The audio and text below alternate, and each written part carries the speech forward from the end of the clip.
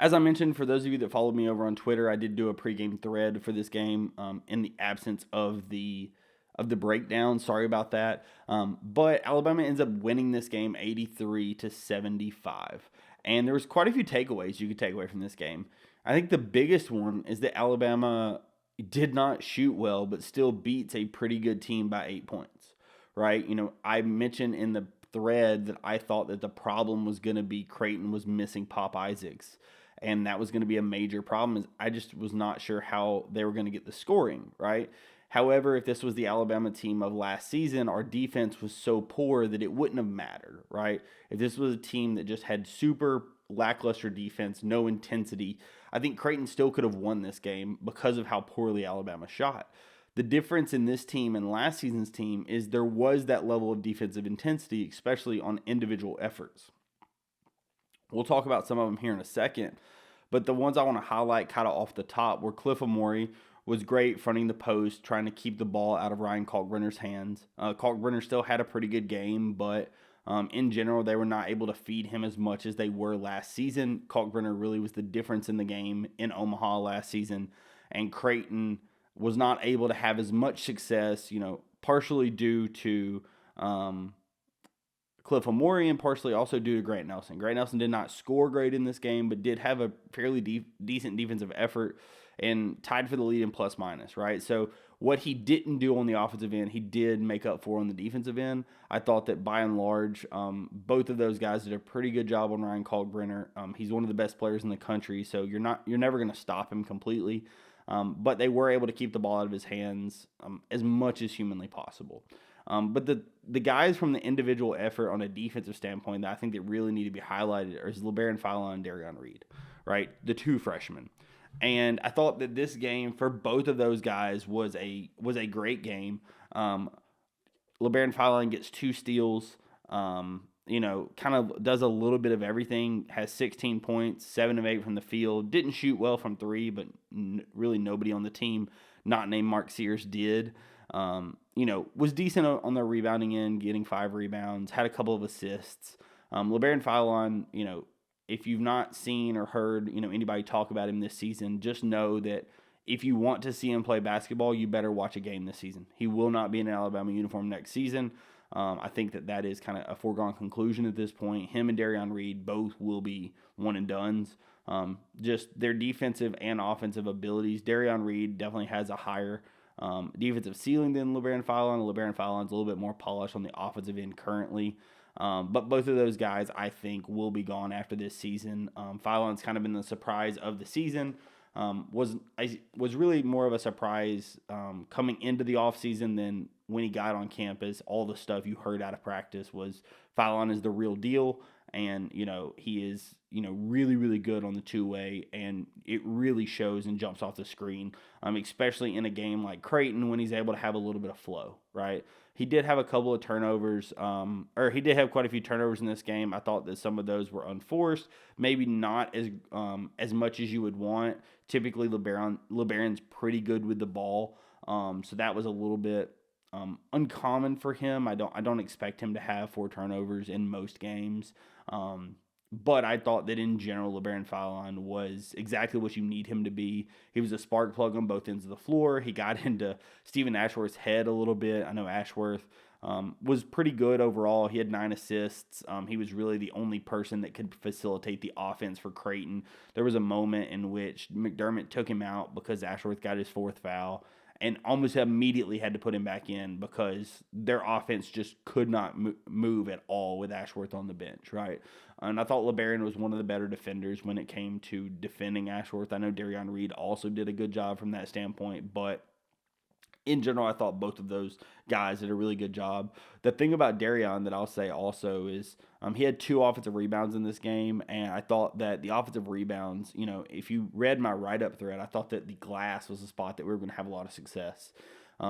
It's the one spot on a Ken Pom chart or an Evan Maya chart that kind of jumps off the screen for you with Creighton. Is they're a really bad offensive rebounding team.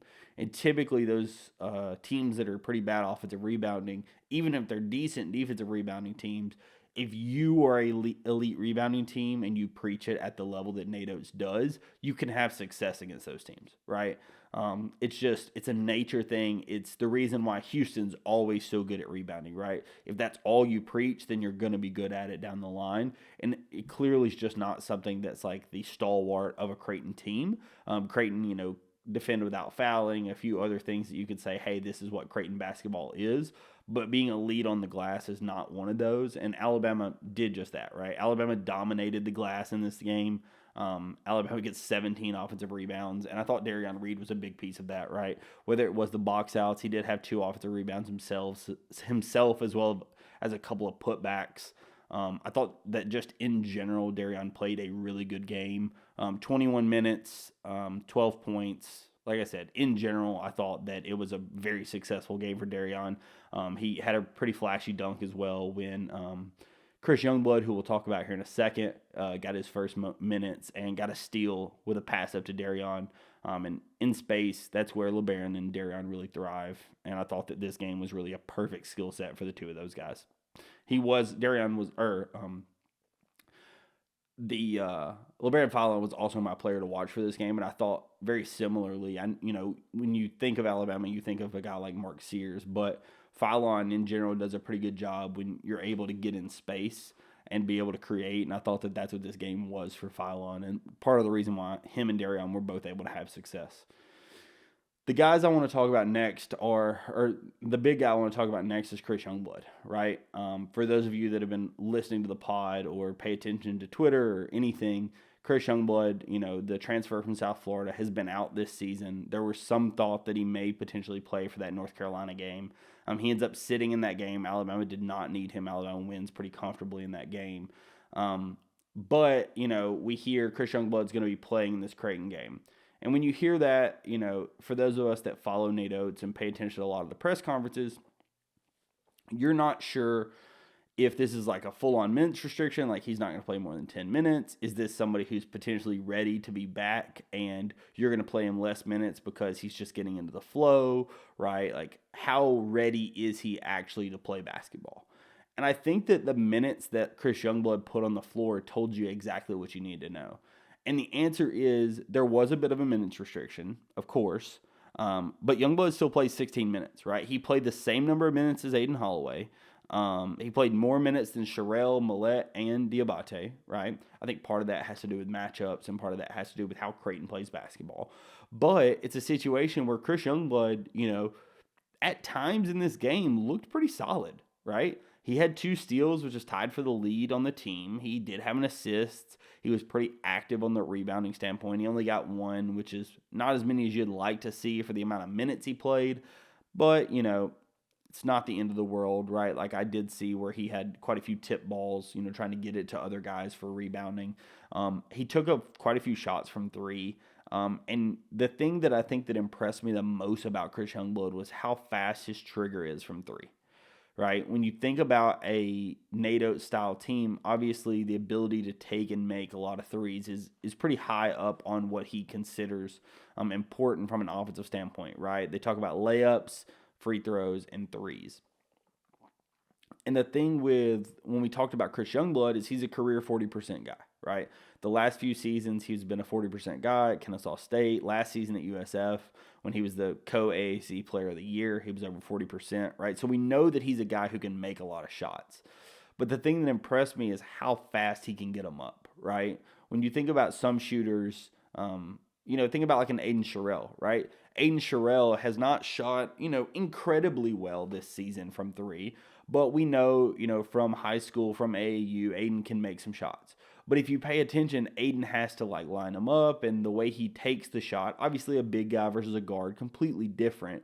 But just the time in which it takes for him to take a shot and get into the flow is much different. The 3 that Chris Youngblood made was a hammer pass into the corner, and he caught it and put it up in fractions of a second, right? I really thought that he wasn't going to have time to put it up because of how quickly the defense closed out, right? And so for what that showed me for Chris Youngblood is that he's going to be somebody that is going to be crucial to have on the floor, obviously from a defensive standpoint with the steals and what we know Chris can be, but also from an offensive standpoint because somebody that can take a shot off the catch and be that efficient with that quick of a trigger in this style of offense is absolutely incredible, right? It's something that you can't exactly coach, right? It's in somebody's shot mechanics, it's in somebody's, how they play basketball, right? But the fact that Chris can take and make those shots so quickly is going to be a huge key to how Alabama plays offense, especially, like the one he made in this game. Like I said, we pass over to the corner, and even though the defense had a fairly good closeout, and in my opinion, probably closes out on most shooters, because of how quickly they closed out, Chris was still able to get the shot up and make the shot, right? He obviously shows a propensity to be able to take them, right? He took 5 threes, which is tied for second most on the entire team. So that's something that's good to see, right? You want somebody when coming back from injury to feel like, hey, they're getting into the flow. They know where their role is going to be on this team. They know what they need to do. And it really felt like Chris was not, did he have some rust? Absolutely, right? This is his first game back. I'm not expecting him to be perfect. But the fact that he was able to be as successful as he was, helping on the defensive end, making the three, he did also finish at the rim as well, right? It was a situation where I thought that, by and large, Chris was pretty good in the minutes that he gave. Is it going to be his best performance of the year? No, but you didn't need it to be, right? You just needed him to get back out there, get used to what he needs to do. And then the last guy we'll talk about, and, we'll save the quote-unquote best for last, is Mark Sears, right? A lot was said about Mark Sears over the last few games, that he, especially over Vegas, he was not shooting really well from three, was not playing particularly well, had a lot of turnovers to assists, just was not the best Mark Sears that we've seen. And this was kind of the Mark Sears coming out party for this season, right? He ends up with 27 points, 4 of 7 from deep, 7 of 8 from the line.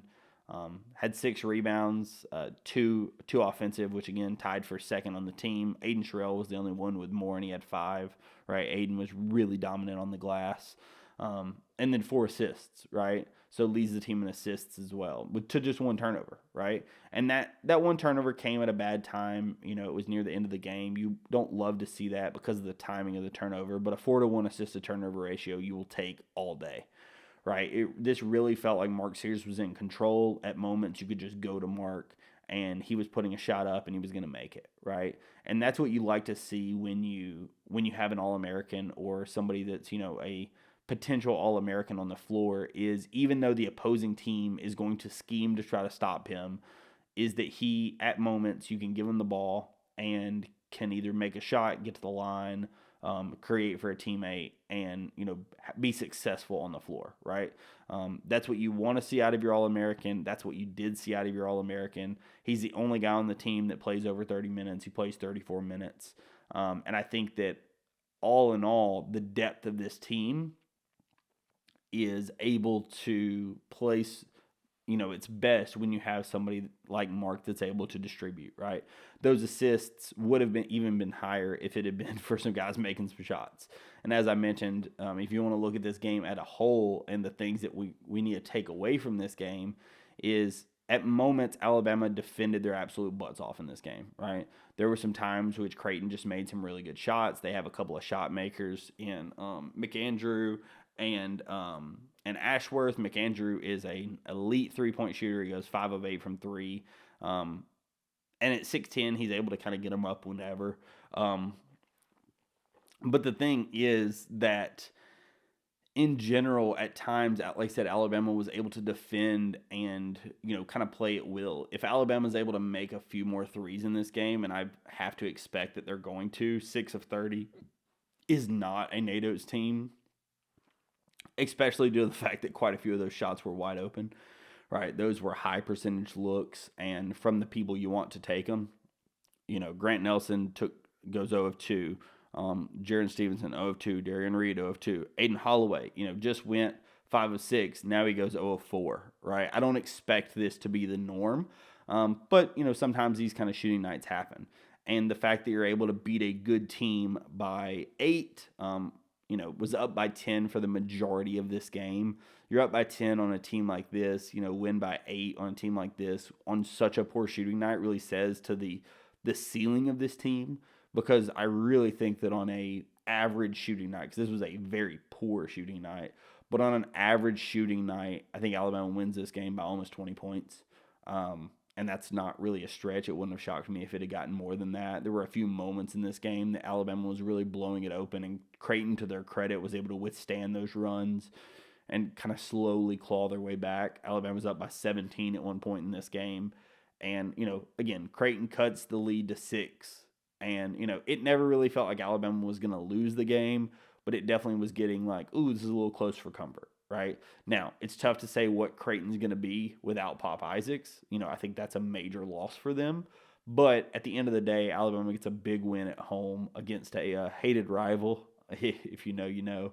But, the fact that Creighton is able to win, or is able to give Alabama the game, credit to them. But Alabama wins this game despite some poor officiating, poor shooting, not their best night. First game with Chris Youngblood back in a week that graduation was in Coleman that morning, so they weren't able to shoot their normal shoot-around times on Thursday and Friday. Also weren't able to shoot before the game until right before tip, right? So there were things that kind of got the rhythm out of the norm for this game. But at the end of the day, Alabama wins the game. Alabama wins comfortably, and Alabama goes into kind of completes the difficult part of their non-conference slate. There are 3 games left in the non-conference slate, which is a step down in competition from where Alabama has been playing the last couple of games. So we'll talk about that here in just a second, and then we will get out of here.